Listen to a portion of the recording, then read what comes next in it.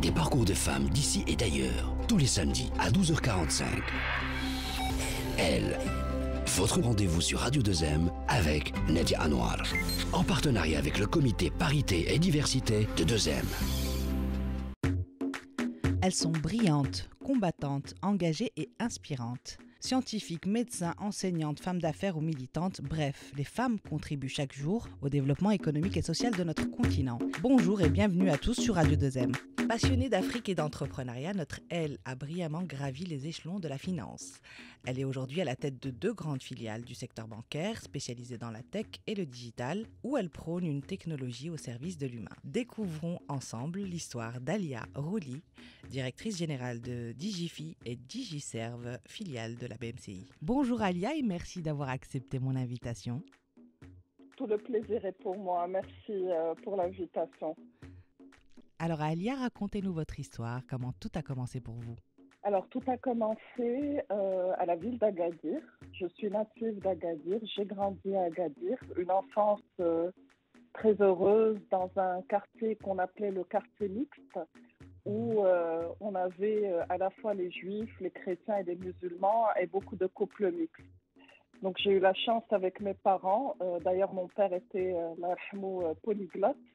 Il parlait 7 langues, ma mère totalement bilingue et avec en plus un voisinage constitué d'italien, d'espagnol, de français, etc. Donc déjà une enfance avec mes frères et sœurs qui a connu cette chance et cette diversité qui m'a accompagnée tout au long de ma vie. Et puis, j'ai eu la chance aussi d'étudier et de faire mes premières armes à Agadir, puisque j'ai fait le MCG à Agadir avant de prendre mon envol vers Paris. Dans quel domaine vous avez fait vos études à Paris? Alors, mes études à Paris, c'était des études, et à l'époque, c'était vraiment très, très rare, puisque c'était la gestion des entreprises dans les pays en voie de développement. J'ai toujours eu comme rêve et comme ambition de pouvoir travailler sur tout ce qui est, j'allais dire, au-delà des pays en voie de développement. En tout cas, j'ai une affection très particulière pour le continent africain et très tôt, j'ai su que je voulais me spécialiser dans tout ce qui est études autour justement de ce continent. D'ailleurs, l'un de mes professeurs était l'ex-ministre du commerce d'un pays voisin. Et du coup, ça m'a permis aussi de rencontrer différentes nationalités. On était pas moins d'une douzaine de nationalités, hein, on était un petit groupe d'une 20aine de personnes. Donc, c'est pour vous dire la diversité. Donc voilà, ça c'était Paris. Aux prémices des premières diasporas, si on peut appeler ça comme ça, de l'époque. Ouais, exact. Pour revenir rapporter vos compétences au continent, c'est une belle chose. Exactement. D'ailleurs, il y avait beaucoup d'Africains, il y avait des Turcs, il y avait des Asiatiques, il y avait des Français, vraiment une diversité qui était exceptionnelle. Et puis, choisir cette filière, ça voulait dire déjà avoir un début d'histoire à raconter par rapport au retour vers le pays, par rapport à l'impact qu'on voulait avoir sur nos pays respectifs. Alors, juste pour faire une petite transition, comment vous avez atterri dans ce monde de la finance et de la technologie en particulier? Le début de l'histoire s'est fait à Paris, à travers le cabinet PricewaterhouseCoopers, qui m'avait recruté pour que je puisse rejoindre les équipes casablancaises. C'était en 99. J'ai fait mes premières armes au sein de ce cabinet prestigieux.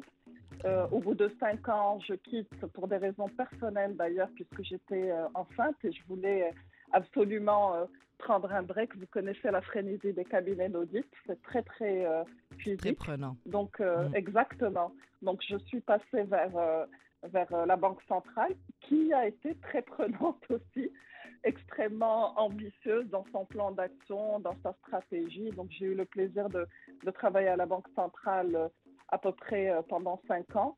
Et puis par la suite, j'ai pris mon envol vers la BMCI, groupe BNP Paribas, où j'ai occupé plusieurs postes attachés auprès du secrétaire général chargé de mission, directrice des risques, jusqu'à complètement directrice de l'inspection d'ailleurs au sein du Maroc, mais D'accord, aussi donc avec c'était une des postes tout couverture à fait africaine. différents.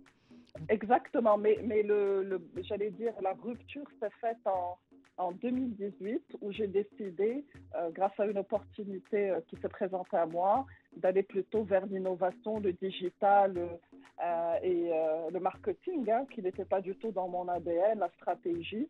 Et donc, j'ai mis en place une grosse direction qui continue d'ailleurs à fonctionner. Et donc, c'est là où j'ai réellement connu ce passage vers le digital, vers l'innovation, etc. Jusqu'à aujourd'hui, où j'occupe le poste de DG de 2 filiales. L'une est un établissement de paiement et l'autre est une plateforme digitale qui s'occupe de plusieurs plateformes d'ailleurs aujourd'hui qui sont reconnues au niveau du marché. Très Voilà, bien. donc c'est une un parcours rupture, brillant. mais merci. Comme bien d'autres femmes, j'ai envie de dire aujourd'hui. Est-ce que vous avez eu des obstacles ou des difficultés, des challenges que vous avez pu surmonter? Comment? Pour nos jeunes Alors, auditrices qui seraient intéressées pour faire carrière dans ce monde de la finance et de la technologie. Écoutez, je pense que nous sommes plusieurs à avoir ouvert la voie. Plusieurs femmes à avoir ouvert la voie, à avoir un peu rodé certaines filières hein, qui étaient jusque-là très masculines. Et je pense que nos jeunes auditrices auront beaucoup moins de difficultés que ce que nous avons pu avoir. Oui, Mais le paysage s'est si féminisé quand même, oui. Exactement. Alors, si je devais un peu résumer, moi, j'allais dire, le premier ennemi de la personne, c'est elle-même. Moi, ça, c'est ma conviction. Si on se met beaucoup de barrières à l'entrée, si on se met beaucoup j'allais dire, freins et de pensées limitantes, finalement, on va se dire je n'y arriverai jamais et on va penser à beaucoup de sujets qui reviennent à chaque fois que je discute avec des jeunes femmes qui se lancent dans leur carrière. Oui, mais demain, si je me marie, comment je fais pour concilier la vie professionnelle, la vie personnelle, etc. Il faut faire. Il ne faut pas réfléchir. Il faut faire, exactement. Il faut foncer. Aujourd'hui, alhamdoulilah, je suis la maman de 2 filles.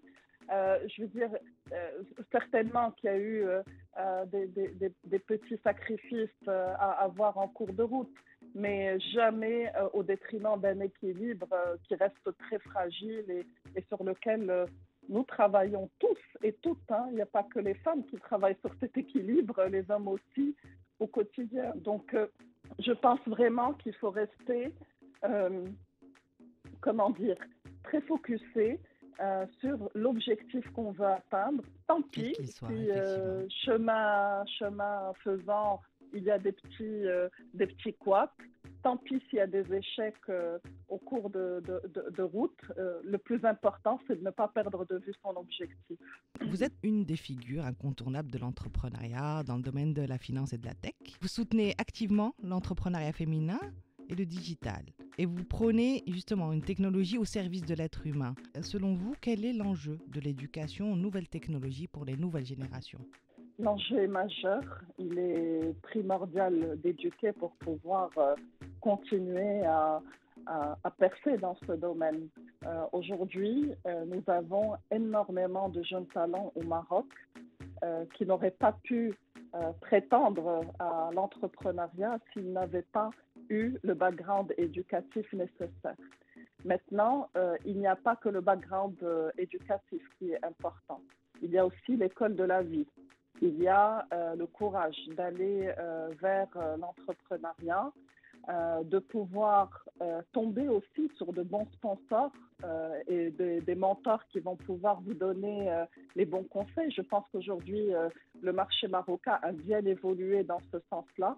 Justement, il y a énormément d'incubateurs, il y a énormément d'endroits où des jeunes peuvent avoir l'accompagnement que nous n'avons pas pu avoir, nous, à l'époque. Et grâce à ces incubateurs, grâce à beaucoup de mentors, grâce à énormément aussi d'engagement des entreprises. Donc aujourd'hui, ces jeunes-là doivent se former, doivent continuer et le rôle de l'éducation est important. Il faut que l'éducation aussi suive l'évolution des technologies et du marché à l'international, qu'elle soit plus proche de la réalité du marché. Et donc ça, c'est le rôle de l'éducation nationale. Et je pense qu'aujourd'hui, le Maroc est totalement conscient de cela et nous avons de très bonnes écoles qui forment et qui continuent à aussi obliger les étudiants à aller vers le marché à travers des stages, des fois qui peuvent durer jusqu'à 6 mois. Donc tout ça est un tout, mais il ne faut pas négliger aussi le rôle des incubateurs, le rôle de l'écosystème qui aujourd'hui est très présent et qui est en train de créer cette dynamique-là. Alors juste une petite dernière question, Alia, qu'est-ce qui vous motive, qu'est-ce qui vous pousse aujourd'hui? Quels sont vos nouveaux challenges? Ce qui me motive, c'est mon équipe.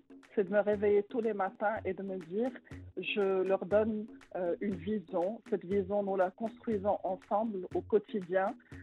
Ils font partie de moi, je fais partie d'eux.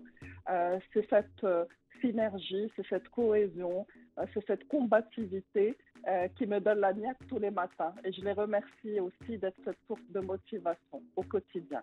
Merci infiniment, Alia, pour ce Merci à témoignage. vous, merci pour cette très belle émission et puis au plaisir. C'est grâce à vous, grâce à vos témoignages.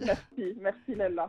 Merci à vous de nous avoir suivis. Je vous donne rendez-vous samedi prochain pour une nouvelle histoire d'elle.